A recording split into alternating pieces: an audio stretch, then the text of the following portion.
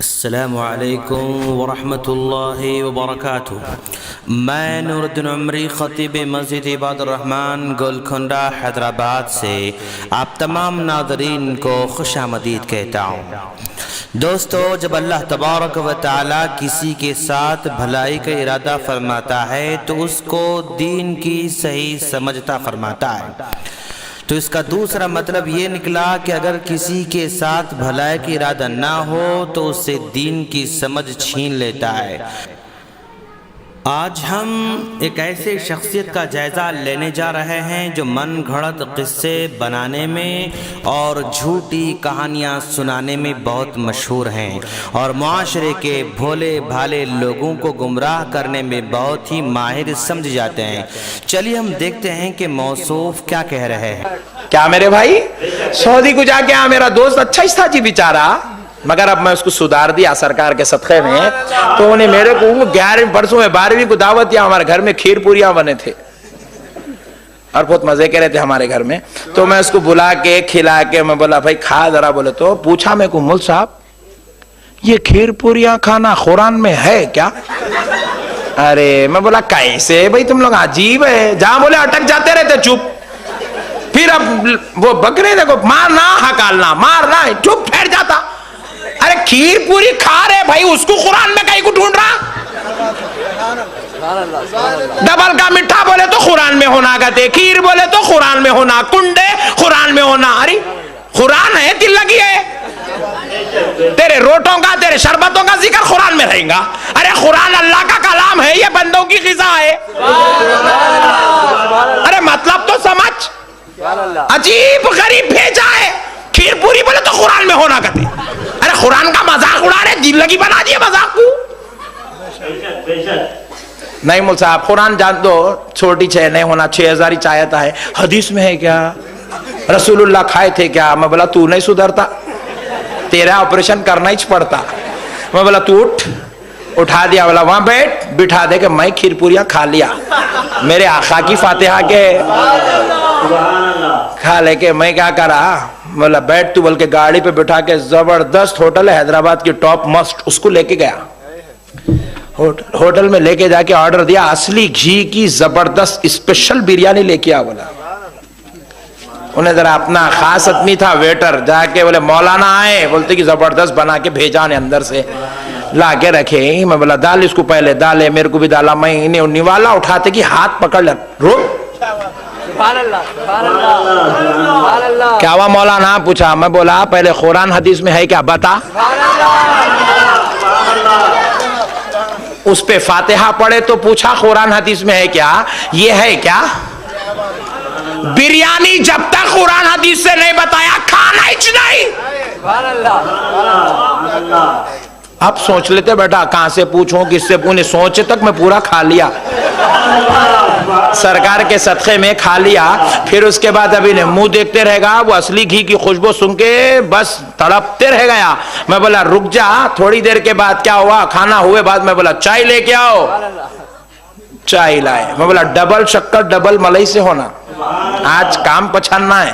اگر ڈبل شکر ڈبل ملائی سے چائے لائے، چائے میں رکھے، میں بولا ڈالو اس کو، ڈالے تو پینے کا، پھر ہاتھ پکڑ لیا۔ شربت کے بارے میں پوچھا تھا قرآن حدیث میں ہے کیا، چائے پہ بھی سوچ، قرآن حدیث سے بتایا تو چائے دے تو رکھ نیچے۔ نہیں بھائی، خالی شربت پہ چائے کہیں کو یاد آتی، شربت پہ قرآن حدیث کہیں کو یاد آتی، چائے پہ بھی یاد کرنا۔ قسم کھا کے بولنا جو قرآن میں حدیث میں وہی کھاؤں گا وہی پیوں گا، جو نہیں ہے وہ نہیں پیوں گا۔ جیتا ہی نہیں، 4 دن میں چلے جاتا۔ قرآن حدیث کو مذاق بنا لیے میرے بھائی۔ حجی قسم خدا کی میں پوچھ رہا ہوں، بریانی کھا رہے ہے کیا قرآن میں، لا کے دیو جواب۔ میں پوچھتا ہوں چائے پی رہے ہیں آپ، دن میں 6 مرتبہ پی رہے ہیں، گھاوے پی رہے ہیں، چائے پی رہے ہیں، کافی پی رہے ہیں، نیسکیفے لا کے دیو قرآن حدیث سے۔ شربت کے پیچھے کہیں کو پڑے، کھیر پوریوں کے پیچھے کہیں کو پڑے، بریانی لاؤ، مرغے مسلم قرآن حدیث سے لاؤ، دم کا مرغ لے آؤ، دم کا چکن لے آؤ۔ دوستو، موصوف نے اپنی کہانی میں جس آدمی کا ذکر کیا ہے وہ آدمی بالکل فرضی ہے۔ موصوف نے اپنے بیان کو لچھیدار بنانے کے لیے ایک کہانی بنا لی۔ نہ ان کا کوئی دوست سعودی سے واپس لوٹا، نہ کسی کو انہوں نے دعوت دی، نہ کسی کو کھیر پوری کھانے کی دعوت دی، نہ ہوٹل میں بریانی کھائی۔ آپ ان سے ملاقات کر کے دریافت کر لیں، یہ کبھی بھی اس آدمی سے نہ ملاقات کرا سکیں گے نہ اس کا پتہ بتا سکیں گے۔ خیر چلیں، اس علامہ کی دین فہمی کا جائزہ ہم لینا چاہتے ہیں۔ موصوف نے اپنے مہمان دوست کو اپنے آقا کے فاتحہ کی کھیر پوری پیش کی تو دوست نے پوچھا، کیا یہ قرآن میں ہے؟ یہ موصوف کا اپنا بنایا ہوا ادھورا سوال ہے۔ اگر حقیقت میں کوئی سلفی نوجوان ہوتا تو یوں پوچھتا، مولانا آپ نے جو آقا کے نام کی فاتحہ پڑھی ہے، کیا میرے اور آپ کے آقا نے کھیر پوری پر فاتحہ پڑھی ہے؟ میرے اور آپ کے آقا کے پیارے صحابہ نے بھی کھیر پوری پر فاتحہ پڑھی تھی؟ دوستو، موصوف کے پاس اس کا جواب نہیں تھا، اس لیے اس طرح کے سوالات دوست کی طرف منسوب نہیں کیا۔ موصوف کے پاس اگر نبی کی سنت ہوتی تو حدیث کھولتے، ثابت کر دیتے۔ چونکہ ان کے پاس کوئی دلیل تو نہیں تھی، اس لیے جھٹ سے ایک زبردست ہوٹل چلے گئے۔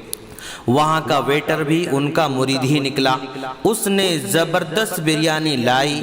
دوست نے جب کھانے کے لیے ہاتھ بڑھایا تو جھٹ سے روکا اور سوال داغ دیا کہ کیا بریانی قرآن میں ہے؟ موصوف کو اتنی بھی عقل نہیں کہ ان کے دوست نے یہاں سوال اس لیے نہیں کیا کیونکہ ہوٹل کی بریانی میں ان کے خود ساختہ فاتحہ کا مسئلہ نہیں تھا۔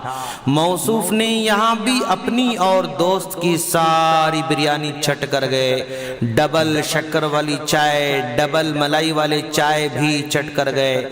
اب موصوف سامعین سے کہہ رہے ہیں کہ بریانی کو، ڈبل کے میٹھے کو قرآن میں تلاش مت کرو۔ اب ان کی عقل پر کتنا بھی ماتم کریں کم ہے دوستو۔ اللہ تبارک و تعالیٰ نے ان کی عقل پر پردہ ڈال رکھا ہے۔ ہم قرآن و حدیث کا حوالہ وہاں مانگتے ہیں جہاں پر کوئی کام دین کے نام پر کیا جاتا ہے۔ جہاں آپ اپنے خود ساختہ عمل کو دین کہیں گے یا نبی کی طرف منسوب کریں گے تو وہاں یہ سوال ضرور ہوگا کہ کیا ہمارے آقا نے یہ عمل کیا تھا یا نہیں کیا تھا۔ آپ ہوٹل میں بریانی کھائیں، ڈبل کا میٹھا کھائیں، کار میں گھومیں، ہوائی جہاز میں جائیں، فین استعمال کریں، لاؤڈ اسپیکر استعمال کریں، خوشی خوشی کرتے رہیں، ان دنیاوی امور میں قرآن و حدیث کا سوال نہیں کیا جائے گا۔ جب آپ ان کاموں کو کار ثواب سمجھ کر کریں گے یا دین کی طرف منسوب کر کے کریں گے یا ان کاموں کو سنت کہیں گے یا ان کاموں کو ثواب والا کام کہیں گے اور اپنا کھوٹا سکہ نبی کی طرف منسوب کریں گے تو یہاں ضرور سوال کیا جائے گا کہ اس خود ساختہ نیک عمل کا وجود یا خود ساختہ نیک عمل کا حکم کیا قرآن میں دیا گیا ہے یا حدیث میں دیا گیا ہے یا نبی نے کیا ہے یا صحابہ نے کیا ہے یا ائمہ کرام نے کیا ہے، کس نے کیا ہے؟ یہ سوال ضرور کیا جائے گا۔ ان خود ساختہ عالم دین کو ذرا پوچھیں، کیا آپ کے امام صاحب نے فاتحہ پڑھی تھی؟ کیا ائمہ اربعہ نے فاتحہ پڑھی تھی؟ کیا جو ہے جتنے بھی ان کے بڑے جن کو یہ کہہ رہے ہیں کیا انہوں نے فاتحہ پڑھی تھی؟ جواب نہیں دے پائیں گے اور کوئی بھی جو ہے جواب اپنی کتاب کھول کر ثابت نہیں کریں گے۔ دوستو، اسی کو بدعت کہا جائے گا اور یہی بدعت گمراہی کی جڑ ہے۔ یہ گمراہی عقل بھی چھین لیتی ہے، دین بھی چھین لیتی ہے، خود بھی گمراہ ہوں گے، بھولے بھالے لوگوں کو بھی گمراہ کر دیں گے، خود بھی جہنم کے راستے پر چلیں گے اور دوسروں کو بھی جہنم کے راستے پر چلائیں گے۔ ہم اللہ سے دعا کرتے ہیں کہ باری تعالیٰ ایسے خود ساختہ علماء کرام سے ہمیں محفوظ فرما، بھولی بھالی عوام کو گمراہی سے محفوظ فرما۔ فرما۔ ناظرین اگر آپ کو ہماری ویڈیوز ڈائریکٹ چاہیے تو ہمارے اس نمبر پر ریکویسٹ بھیجیں 009139113839 السلام علیکم ورحمۃ اللہ وبرکاتہ۔